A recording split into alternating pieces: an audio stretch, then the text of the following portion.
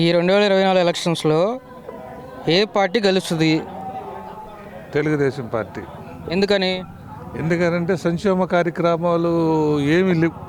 ఏదో డబ్బులు బటన్ నొక్కడమే కానీ వైఎస్ఆర్ వాళ్ళు సంక్షేమ కార్యక్రమాలు లేవు. అంత మాట అన్నారేంటి?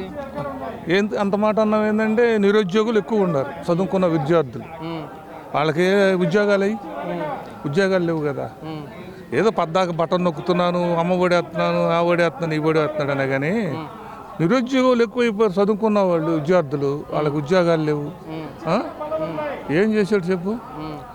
దళితులు ఉన్న ఎస్సీ కార్పొరేషన్ తీసేసి అన్ని కలిపి మిచ్చుకుని చేసి బటన్ నొక్కుతున్నావు. 21 దళితులకి 21 అభివృద్ధి కార్యక్రమాలు ఉన్నాయి, సంక్షేమ కార్యక్రమాలు అవన్నీ తీసేసావు కదా. వాటినే మలిపి ఇటేస్తున్నావు. రెండోది, ఎక్కడ చూసినా రోడ్లు లేవు, నీళ్ళు లేవు.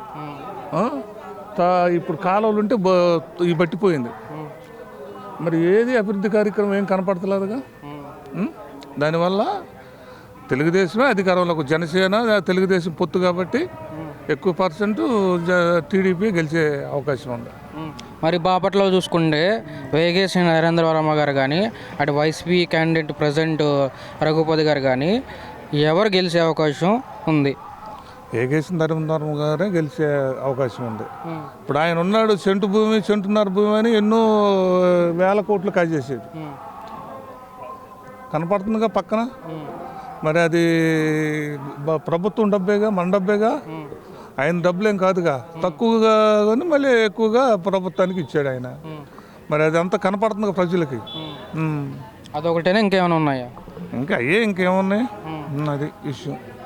అది ఎంత మెజారిటీ రావచ్చు అంటారు? ఇక్కడ 20-30 వేలు మెజారిటీతో గెలవచ్చు వేగేసి నరేంద్రవరమ్మ గారు. దళితుల్ని చంపి డోల్ డెలివరీ చేశాడు సుబ్రహ్మణ్యం.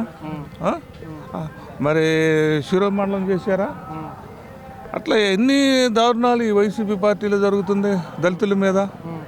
మరి అన్నీ ఖండిస్తలేదుగా జగన్మోహన్ రెడ్డి గారు. మా దళితులు, మా ఎస్సీలు, మా బీసీలు, మా మైనార్టీలు అంటున్నాడు కానీ ఖండించిన పాపం లేదు కదా. మీడియా మీదకి వచ్చి మరి అది అన్యాయం జరిగింది దళితులు కానీ అంటలేదుగా.